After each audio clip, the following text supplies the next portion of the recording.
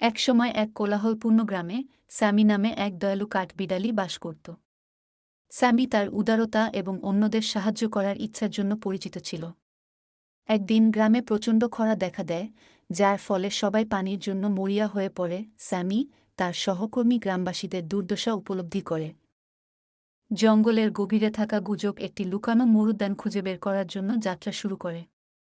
অসংখ্য বাধার সম্মুখীন হওয়া সত্ত্বেও স্যামি তার সম্প্রদায়ের জন্য জল ফিরিয়ে আনার দৃঢ়সংকল্প দ্বারা পরিচালিত হয়ে অধ্যবসায়ী ছিলেন। অনেক দিন খোঁজাখুঁজির পর স্যামি অবশেষে মরুদ্যানটি আবিষ্কার করে এবং তার ছোট্ট অ্যাকন শেলটি জলে পূর্ণ করে। গ্রামে ফিরে আসার সময় তিনি পথের ধারে প্রয়োজনে অন্যান্য প্রাণীর মুখোমুখি হন এবং নিঃস্বার্থভাবে তার জল ভাগ করে নেন। স্যামি যখন গ্রামে পৌঁছেছিল তখন সে দেখতে পায় যে তার সদয় আচরণ অন্যদেরও একে অপরকে সাহায্য করতে অনুপ্রাণিত করেছে। একসাথে তারা জল সংরক্ষণ এবং খরার মাধ্যমে একে অপরকে সমর্থন করার জন্য কাজ করেছিল। সেই দিন থেকে গ্রামটি একতা এবং সহানুভূতির এক উজ্জ্বল উদাহরণ হয়ে ওঠে, সবাইকে শিক্ষা দেয় যে দয়ার ক্ষুদ্রতম কাজও পৃথিবীতে একটি বড় পরিবর্তন আনতে পারে।